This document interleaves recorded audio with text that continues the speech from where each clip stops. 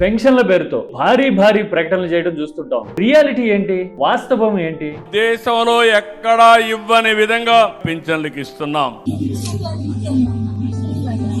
మొదటి తారీఖు వస్తానే మా పేదవాళ్లే గుర్తొస్తారు. ప్రభుత్వ యంత్రాంగం మీ సేవలోనే ఉంటాం.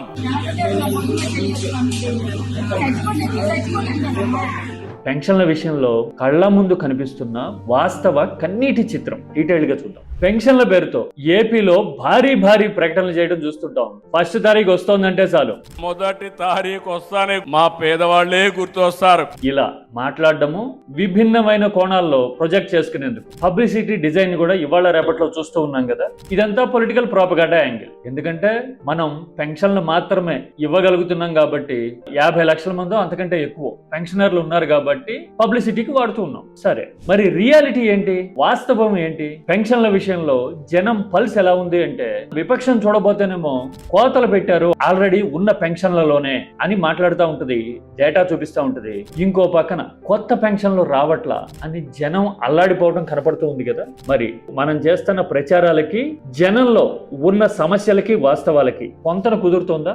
అసలు ఏపీలో పెన్షన్ల విషయంలో ఏం జరుగుతోంది? శ్రీకాకుళంలో ఓ పెద్దావిడ అడిగిన ప్రశ్నలు ప్రభుత్వాన్ని నిలదీస్తున్నట్టుగా, ప్రజలకి కళ్ళు తెరిపిస్తున్నట్టుగా ఉంది. ఇది రాజకీయం కానే కాదు, ఓ పేదరాలి ఆవేదన.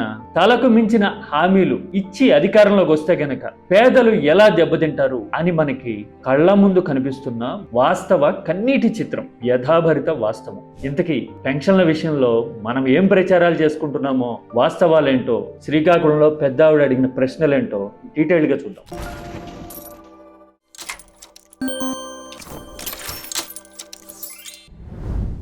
పెన్షన్ల విషయంలో పదే మనం ఒక ప్రకటన వింటూ ఉంటాం. దేశంలో ఎక్కడా లేని స్థాయిలో పెన్షన్లు ఇస్తున్నాము, దేశంలో ఎక్కడా ఇవ్వని విధంగా పింఛన్లకు ఇస్తున్నాం. చూశారు కదా, అసలు ఫస్ట్ తారీఖు వచ్చిందంటే చాలు కళ్ళల్లో పేదవారే మెదులుతారు అని కూడా మొదటి తారీఖు వస్తానే మా పేదవాళ్లే గుర్తొస్తారు. చూశారుగా ముఖ్యమంత్రి ఏం చెప్తున్నారు. ఇలా చెప్పడం కూడా మనకు కనపడుతూ ఉంటుంది. మరి వాస్తవం ఏంటి? పెన్షన్లు కొంతవరకు ఇస్తున్నారు సరే, అసలు ఈ పెన్షన్ల మీద పబ్లిక్ పల్స్ ఎలా ఉంది? మనం చూడబోతేనేమో ఫస్ట్ తారీఖు వచ్చిందంటే చాలు ఆటోల్లో తిరుగుతూ ఇళ్లకు వెళ్తున్నట్టుగా కనపడుతూ, కాఫీలు టీలు పెట్టి వాళ్ళతో మాట్లాడుతున్నట్టు రకరకాల కోణాల్లో ఎలివేషన్స్ ఇచ్చుకుంటూ ఉన్నాం కదా.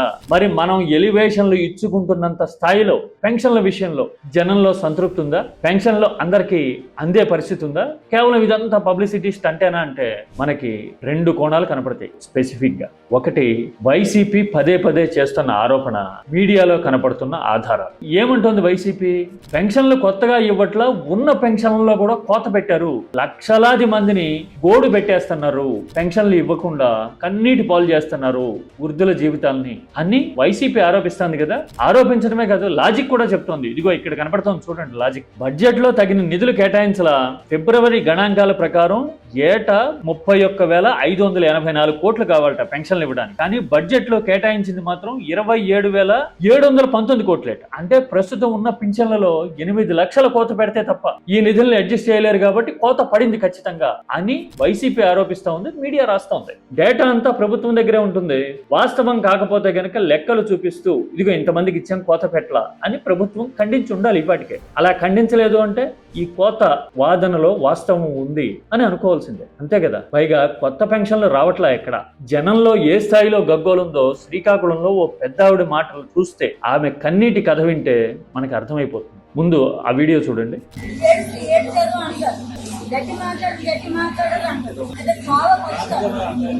చూశారు కదా, ఎంత బాధాకరమైన ప్రశ్న అది. ఎన్నాళ్ళు తిరగాలి, ఎప్పుడు ఇస్తారు ప్రాణాలు పోయిన తర్వాత అని ఆమె అడుగుతూ ఉన్నారు కదా. అక్కడితో అయిపోలా. ఇప్పటికే ఎన్నో వినతులు చేశానని, ఎన్నోసార్లు విజ్ఞప్తులు చేశానని, అధికారుల చుట్టూ తిరిగానని, ఆఖరికి కలెక్టర్కి కూడా విన్నవించాను అని చెప్పారు ఆమె.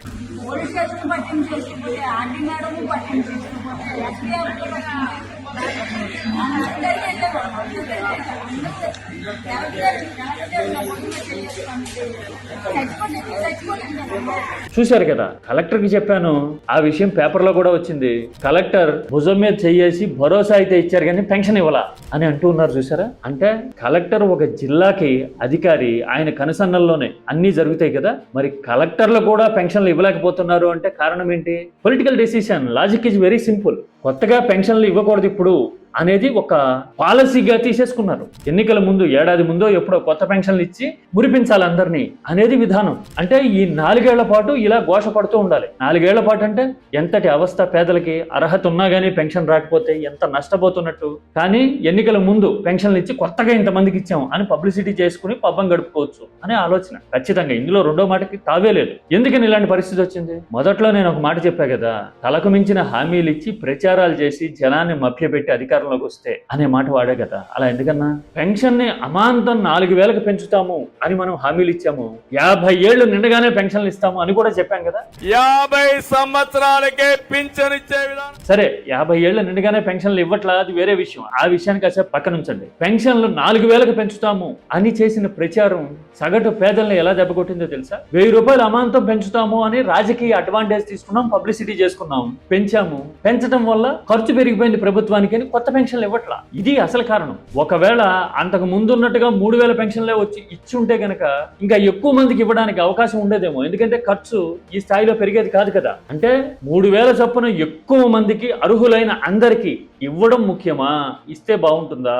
లేదంటే కొందరికే ఇస్తూ లక్షల మందికి కోత పెడుతూ కొత్త వాళ్ళకి అసలు ఇవ్వకుండా 4,000 ఇస్తున్నాం పెన్షన్ అని ప్రచారం చేసుకుంటే బాగుంటుందా? అలాంటి ప్రచారం మనకి పొలిటికల్ పబ్లిసిటీ తెచ్చి పెడుతుందేమో, కానీ పేదలను మాత్రం కన్నీరు పెట్టిస్తా ఉంది అని ఈ పెద్దావిడ మాటలు చూస్తే అర్థమైపోయింది కదా. ఆమె అడుగుతున్న ప్రతి ప్రశ్న ప్రభుత్వ విధానాన్ని పబ్లిసిటీ ఓరియంటెడ్ గా అనుసరిస్తున్న పాలసీల్ని క్వశ్చన్ చేసింది. ఇందులో ఎలాంటి రాజకీయం లేదు. కేవలం ఓ పెద్దావిడ ఆవేదన, ఆక్రోశం, బాధ మాత్రమే ఉన్నాయి. అంతే కదా. ఇప్పుడున్న పరిస్థితుల్లో ఎన్నికల ముందు వరకు పెన్షన్ ఇవ్వరు అనే విషయం చాలా మందికి అర్థం కావట్లేదు. ఎందుకంటే ఇంతకు ముందు కొత్తగా పెన్షన్ కావాలి అని గ్రామ సచివాలయానికో లేకపోతే దగ్గరలో ఉండే అధికారుల దగ్గరకో వెళ్తే గనక వాళ్ళు రాసి వెరిఫై చేసి 1-2 నెలల్లో ఇచ్చేసి ఉండేవాళ్ళు ఇంతకు ముందు ప్రభుత్వంలో. ఇప్పుడు కూడా అలాగే ఉంటుంది అని వీళ్ళు అనుకుంటా ఉన్నారు. కానీ కొత్త పెన్షన్లు ఇవ్వకూడదు అనేది పొలిటికల్ డెసిషన్.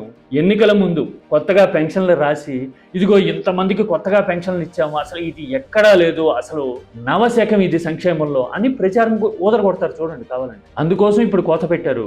ఆ కోత ఎన్నో వేలు కాదు లక్షల కుటుంబాల్లో కన్నీరు మిగులుస్తా ఉంది. వైసీపీ అధికారంలో ఉండగా పెన్షన్ల పేరుతో భారీ ప్రచారాలు చేసుకుంటోంది, కానీ ప్రభుత్వం వాస్తవాలు వేరుగా ఉన్నాయి అని మీడియా ఇదిగో ఇలా రాసేది. మరి ఇదే విమర్శనాత్మకమైన ధోరణి ఇప్పుడు ఏమైపోయిందో తెలియట్లా. అప్పుడు జగన్ మీద రాశాం కదా, మరి ఇప్పుడు కనీసం జనం కష్టాలు, వాస్తవాలు, విజ్ఞప్తులు అయినా చూపించాలి కదా. ఎందుకు చూపించట్లా? ఈ పెద్దావిడ కష్టాలు ఎక్కడా మెయిన్ స్ట్రీమ్ మీడియాలో రాలేదు చూసారా? ఎందుకు అంటే మీడియా అసలు ఇలాంటి టాపిక్స్ కవర్ చేయడానికి ఇష్టపడట్లా. ఇది మరో విషాదం. ఏపీలో అసలు సమస్యకి ఇదే కారణం. మీడియా బయాస్డ్ గా ఇలా నచ్చిన పార్టీ అధికారంలో ఉంటే ఒకలా, నచ్చని పార్టీ అధికారంలో ఉంటే మరోలా వ్యవహరిస్తున్న తీరు ప్రజా ప్రయోజనాలను ఎలా దెబ్బకొడుతోంది అని చెప్పడానికి ఇది మరో ఎగ్జాంపుల్ అనుకోవాలి. మరి ఈ వృద్ధురాలు అడుగుతున్న ప్రశ్నలకి సమాధానం ఎవరు చెప్తారు? కొత్తగా పెన్షన్ల కోసం ఎదురు చూస్తున్న లక్షలాది మంది నిరీక్షణకి ఎప్పుడు తెరపడుతుంది? సమాధానం ఎవరు చెప్పాలి? ఆ సమాధానం సంగతేమో కానీ 1వ తారీఖు వచ్చిందంటే ఈసారి పేదల కాలనీలోనా, ఆటోల్లోనా, లేదంటే అసలు ఈవెంట్ ఎక్కడ జరుగుతుంది అని ఎదురు చూసే పరిస్థితులు మాత్రమే ఏపీలో ఉన్నాయి. అంటే it's all about publicity, but it is not about eradicating poverty or helping needy కదా. ఆ పేదరాలు, ఆ పెద్దమ్మ అడిగిన ప్రశ్నకి సమాధానం ప్రభుత్వం చెప్పగలదా? ఇలాంటి పరిస్థితిని ఎలా చూడాలి? సబ్జెక్ట్ ఓరియంటెడ్గా డిస్కస్ చేద్దాం.